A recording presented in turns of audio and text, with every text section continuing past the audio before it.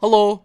Today I want to talk about a really wacky video I just come across on YouTube of a child predator getting caught by the police twice within the space of 20 minutes. It's a super goofy situation and I want to take you all along for the ride.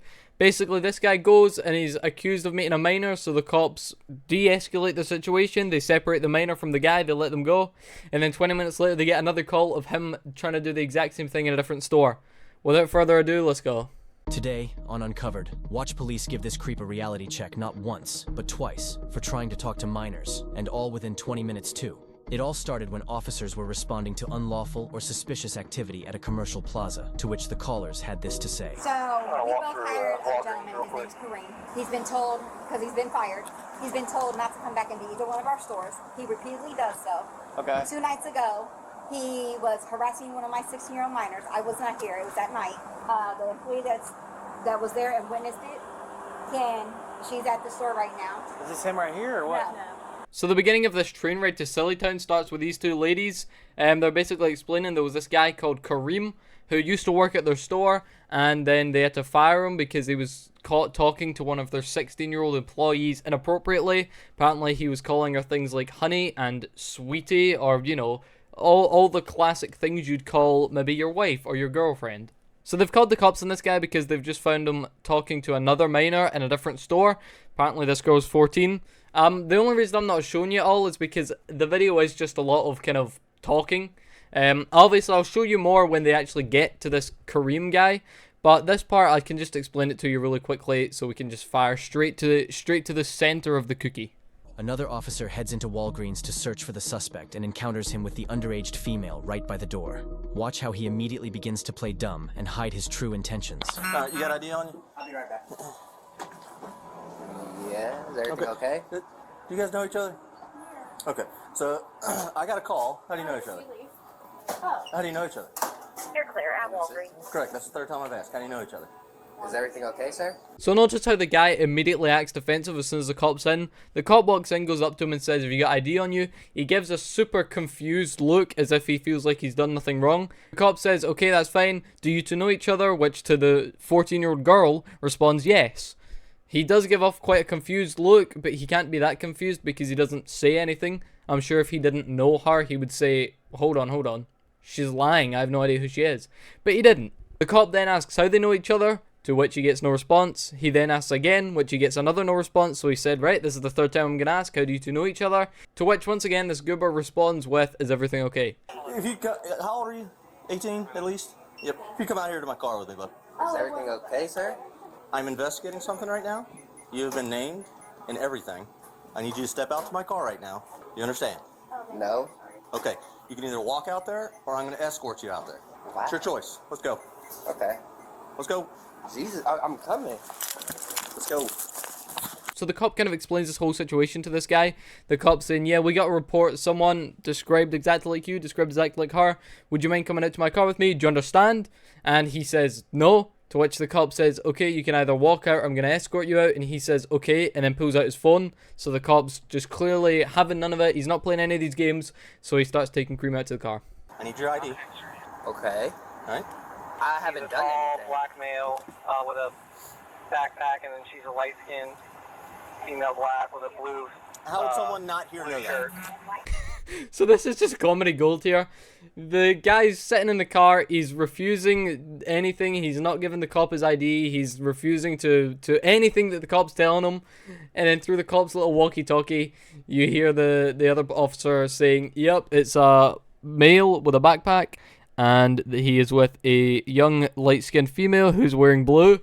Which just explain these two perfectly. So I don't know how he's going to get out this one. Right now, you are not under arrest. You are detained. I'm investigating something, okay? So I need you to have a seat in the car. Have a seat in the car. Get in the car completely. I am shutting the door. Wow, it's brute force, huh? Nothing's brute force. That is brute force. I've explained everything to you so many you have times. not. You said you were investigating. Correct. That's all you need to know at the moment. I can't speak freely right now. But if it's Get in the car. information on me, why not? Because it's an investigation. That's why. Go. Get in the car. It is everything's okay. I haven't done anything. In. Watch your leg there.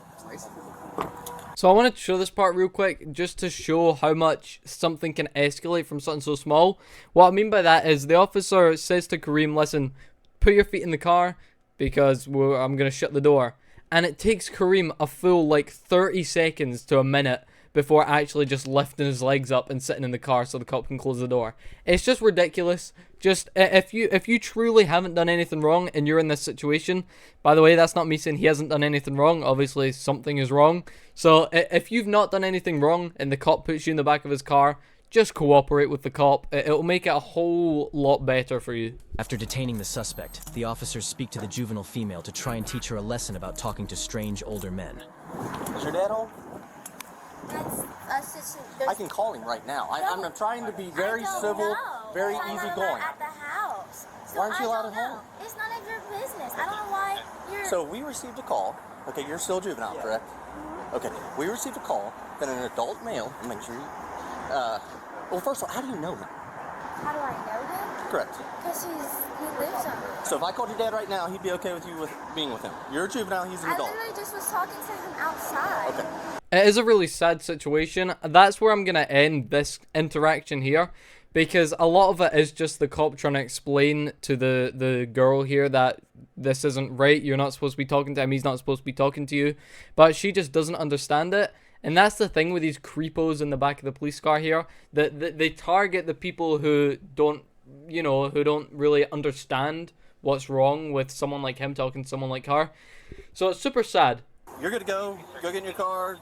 Go about your business. Thank you. We're not allowing a female juvenile to go with you. That's cool. That's peachy cream. Okay. Hey, do you want me to drive? Is your car? Go. Hey, you just tell What me is your guys' problem? So this interaction kind of ends with him saying, all right, go get in your car, get the hell out of here. And he's like, okay. I think he says that's peachy cream rather than just saying, yes, okay, thanks. That's like the weirdest thing you could say. It's the weirdest thing I've ever heard, ever, by far. That's peachy cream. I'll go back in my car.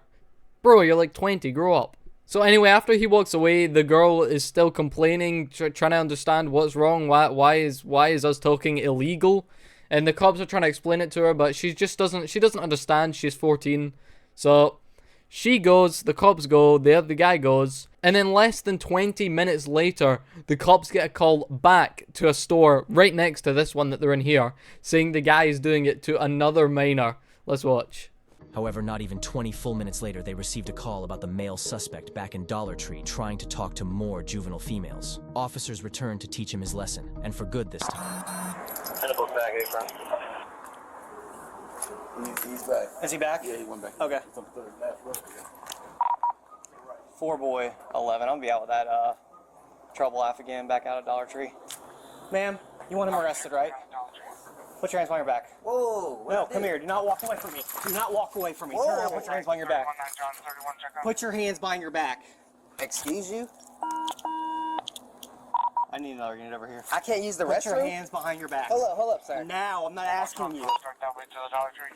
Put your hands behind your back. So obviously it's not normal to be walking around a store with nothing.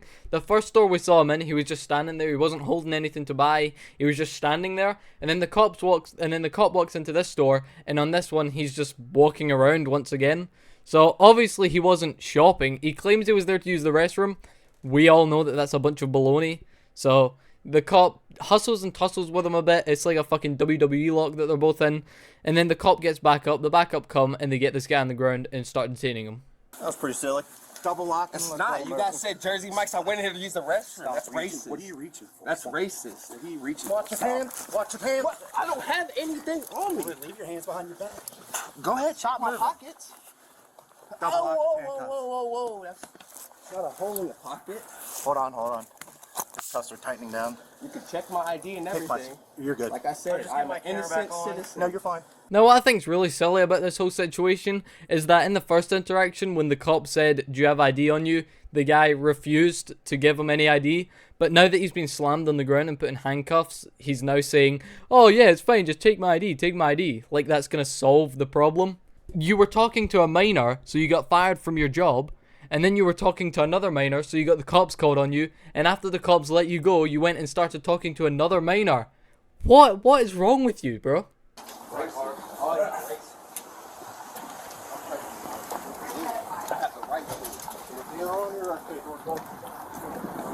She needs statements from any of them or anything like that. So that's the end of the video. They threw this guy in their car, and I assume they take him to jail. just overall a really wacky, silly situation here. Trying to talk to 2 minors in one day within the span of like 20 minutes. It's just really stupid. It's really uncomfortable. It's really weird. And yeah, I just come across it on YouTube and I wanted to talk about it because of how funny it's funny. Not funny, but how strange and weird of a situation it is. That's about it from me. Bye bye.